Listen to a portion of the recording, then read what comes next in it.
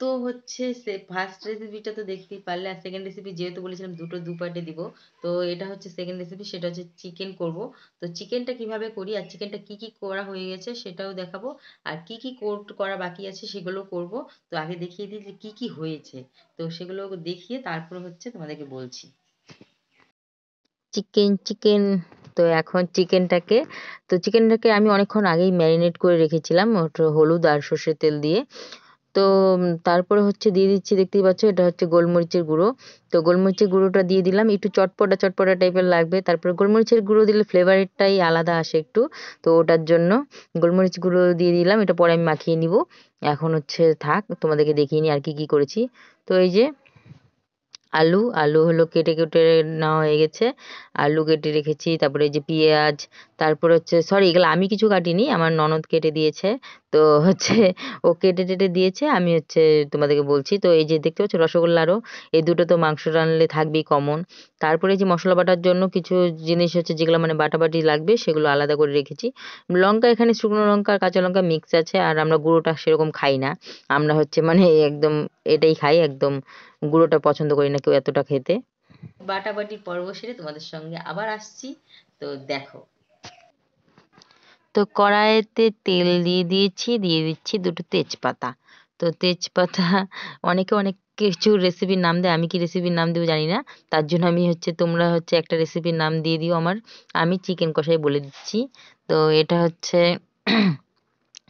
তারপরে হচ্ছে তেজপাতাটা হলো পুড়ে গেছে। তো এখন হচ্ছে যে এই যে পেঁয়াজ লঙ্কাগুলো আগে দেওয়ার আগে তো আলুটা হালকা ভেজে নেব, কারণ তাহলে আলুটার একটা মানে একটা অনেক সময় অনেকভাবে দিই আমি আলুটাকে, যেরকম মাংস কষানোর সময় এই আলুটা দিয়ে দিই সিদ্ধ হয়ে যায়, বা অনেক সময় ভালোভাবে ফ্রাই করে নিয়ে উঠিয়ে রেখে তারপর আবার কষানোর সময় দিই। অনেক সময় হচ্ছে তোমার আগে ভেজে নিই অল্প হালকা, তারপরে যেরকম এখন করছি তো হালকা ভেজে নিয়ে যে, তো আমি আজ ভাবলাম যে না একদম শর্টকাট মেরে দিই। তো হচ্ছে এটা আরেক রকমের ইসে হবে, তো এইভাবেও করি, অনেকভাবে করা যায়। কে কীরকম ভাবে করো সেটাও জানিও। তো তারপরে হচ্ছে পেঁয়াজ যা কেটে টেটে রাখা হয়েছিল সেগুলো দিয়ে দিলাম, রসগোল্লার দুটো দিয়ে দিয়েছি, তাহলে একটু হালকা ভাজা আর সেদ্ধটা হয়ে যাবে একবারে ভেতর থেকে একদম। তো তারপরে হচ্ছে দেখতেই পাচ্ছ মশলাটা যে করে রেখেছে মানে যেহেতু মশলাটাতে লবণ দিয়ে দিচ্ছি, কারণ হচ্ছে লবণের পরিমাণটা হচ্ছে তোমার পরে আবার একটু টেস্ট করে বুঝতে হবে যে লবণটা ঠিকভাবে হয়েছে কিনা।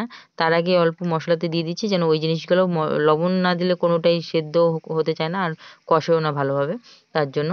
আর যেহেতু এটা হলো মিক্সিতে হচ্ছে করা মশলাটা, তার জন্য একটু জল উঠবেই, কারণ অনেকটা পরিমাণে জল পড়ে সেইটাতে। তার জন্য আগে মাংসটা দিইনি আমি। তো মাংসটা পরে দিয়েছি, এর জন্য আগে ম্যারিনেট করে রেখেছি। মশলাটা যখন গ্রেভিটা যখন শুকোতে শুকোতে শুকিয়ে গেছে হালকা হালকা যখন মানে সে হচ্ছে ফুটছে, তখন আমি এই যে চিকেনটা দিয়ে দিয়েছি। এখন ভালোভাবে মানে সিদ্ধ হয়ে যাবে। তো তারপরে চিকেনটা দিয়ে দেখতেই পাচ্ছ একদম নেড়ে চেড়ে নিচ্ছি যেন ভালোভাবে কোনো জায়গায় ফাঁক টাক না থাকে, সব জায়গাতেই প্রপারলি একদম মশলা ঢুকে যেন এর জন্য। তো ভালোভাবে তোমরাও নাড়ো অবশ্যই, এর জন্য আমি আর কি বলবো, এর জন্য নাড়ছি।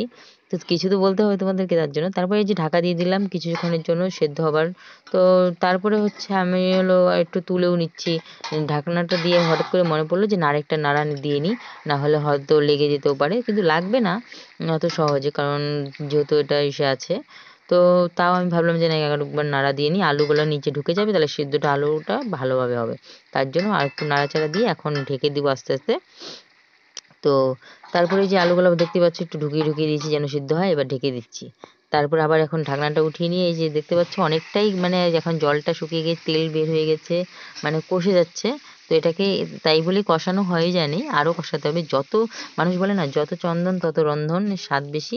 তো যত কষাবে তত মাংসের স্বাদ বেশি। তো পাঁঠার মাংসর গুণ একটা, আর হলো চিকেনের গুণ মানে মুরগির মাংসর গুণ একটা। তো দেখতে পাচ্ছ মাংসটা কত পরিমাণে কষানো হয়েছে, আগে একটু আগে তেলটা পর্যন্ত দেখা যাচ্ছিল, এখন কিচ্ছু দেখা যাচ্ছে না। তো এত পরিমাণেই কষাতে হয় মুরগির মাংসর কষানোতে স্বাদ। মুরগির মাংস যখন দেখবি একদম লেগে গেছে, মানে গ্রেভিটা তো মানে একদম কোনো তেল টেল বের হওয়া নেই, তখন ভাববে যে হয়ে গেছে। আর পাঁঠার মাংস যখন দেখবি করতে করতে যখন কালো হয়ে গেছে মাংসটা, তখন ওটা হলো সে। তো তার আগে আমি একটু ঝোল ঝোল দিয়ে দিয়েছি নিয়েছি যতটুকু আমাদের পরিমাণ, বেশি ঝোল লাগবে না, মুরগির মাংস আমরা এত ঝোল খাই না। তো দিয়ে দিচ্ছি। তো তার আগে আমি দিয়ে দিলাম ব্রহ্মাকে একটু দিয়ে দিলাম আমাদের চিকেনের একটু সে গ্রেভি, যেহেতু মাংস তো এসব না। তো দেখতেই পাচ্ছ নামিয়েও নিয়েছি। তো টাটা।